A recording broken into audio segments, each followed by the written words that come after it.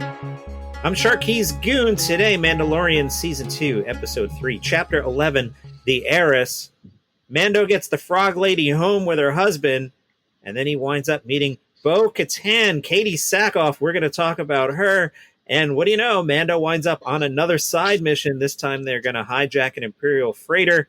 Goon, what did you think of Chapter 11, The Heiress?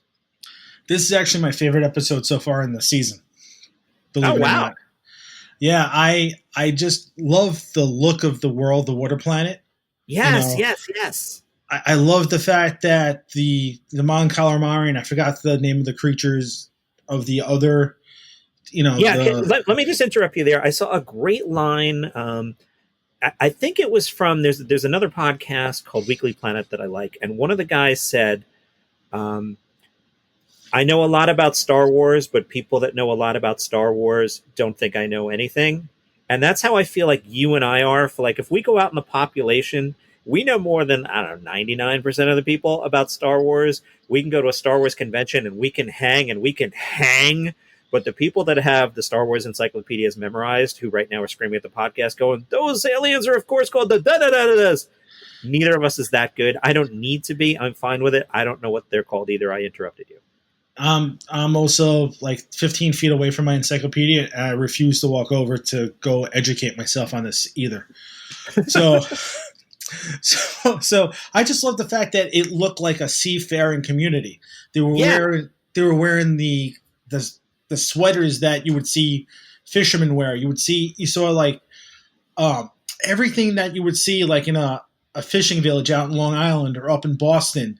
Yeah, this is exactly what you were seeing. I love the fact that they were able to build that into an alien community that is alien to us, but it just felt right. It felt natural. The look of the sea, the look of the sky, everything was just so dark and like you could tell it was like the cold part of the fishing season, and it made you think of like Deadliest Catch. It just nailed the whole fishing village for me.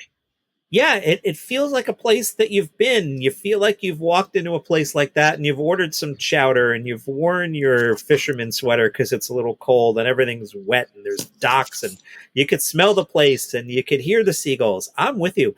That was what I really loved about this episode, the world building. And again, whatever that alien race is, it just like it fit in. And then I had Mon Calamari in there and it was like Favreau and Filoni brought in like, all right, of all the creatures we've seen, which ones are like sort of nautical? We'll have all them on this planet. It was just tremendous.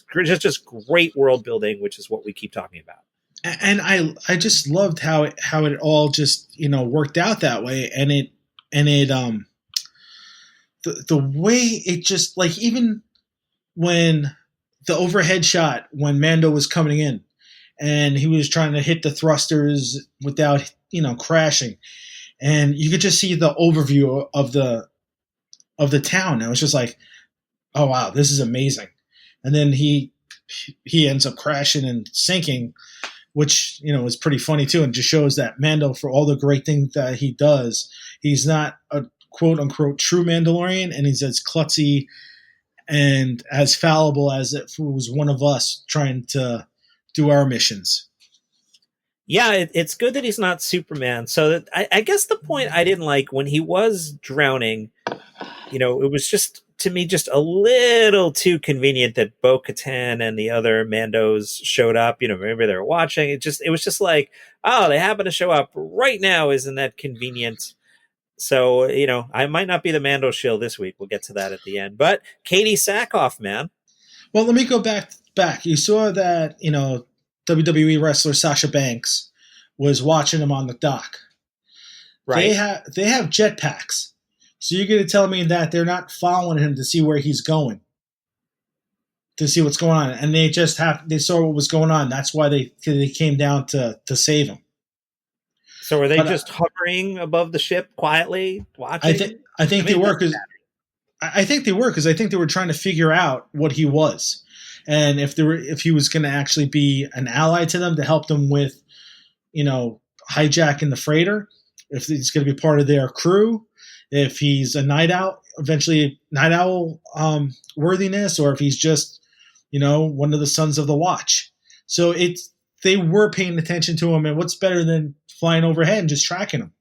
How do you think we got those overhead shots of the boat? I do like the jetpacks. Going back to when I was a young lad and you were an even younger lad, and you got that first Boba Fett figure, and he had a jetpack and a missile. It was just like it just opened up the possibilities of like what Star Wars could be.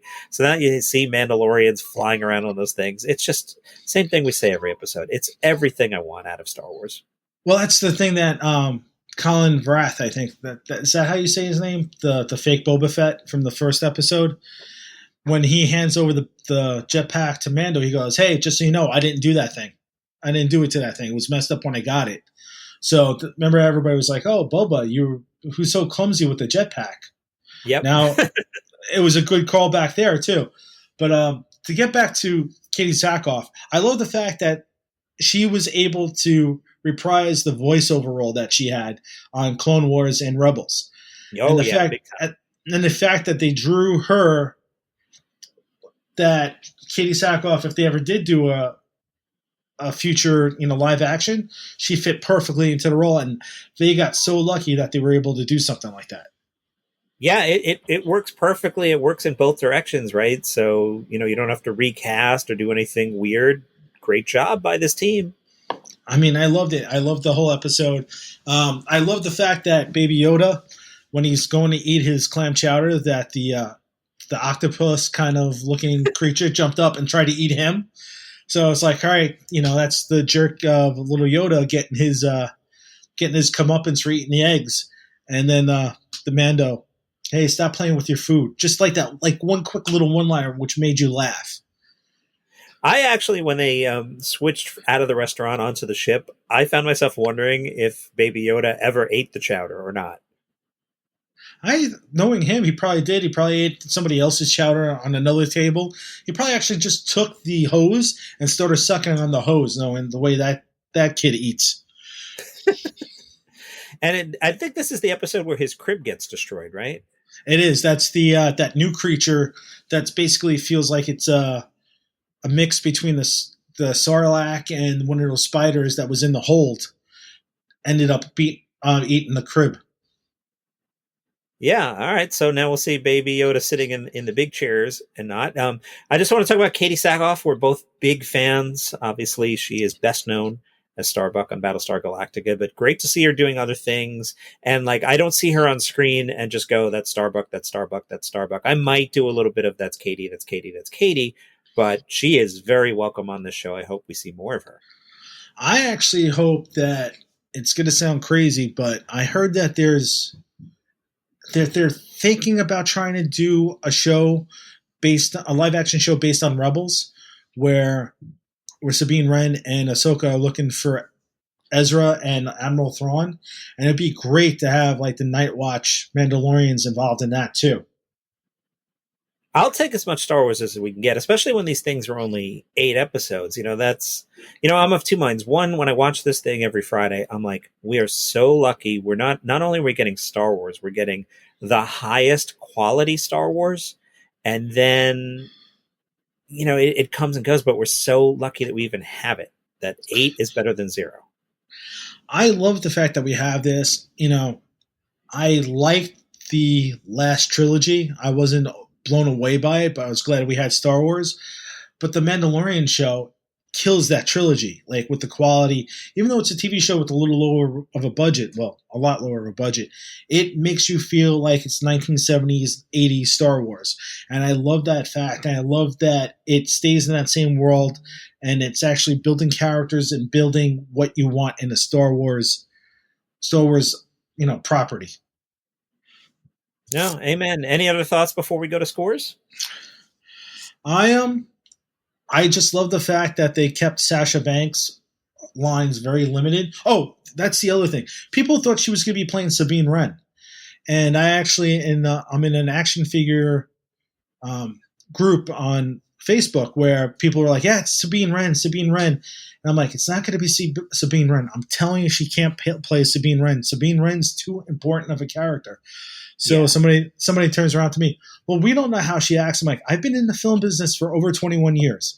She can play somebody that's in canon, which she does. It's a very long ago canon, I think she might have been in a video game or a comic book. It might even have been a role playing game. But that Night Owl character was in it. But I go, she is not playing Sabine Wren, and the fact that anybody thought she was, they kept the majority of her talking was under her helmet. So what does that tell you? Yeah, exactly. Sabine's too important a role. You're going to have somebody with chops to pull that off. Otherwise, don't do it. I agree. Yeah. So that was my last thought. All right. I'll go first. I'm going to give this episode a strong 9. I won't go all the way to double digits. The reason I just felt that one scene we already talked about was a little too convenient, but I loved the episode. I loved the world building. 9 out of 8.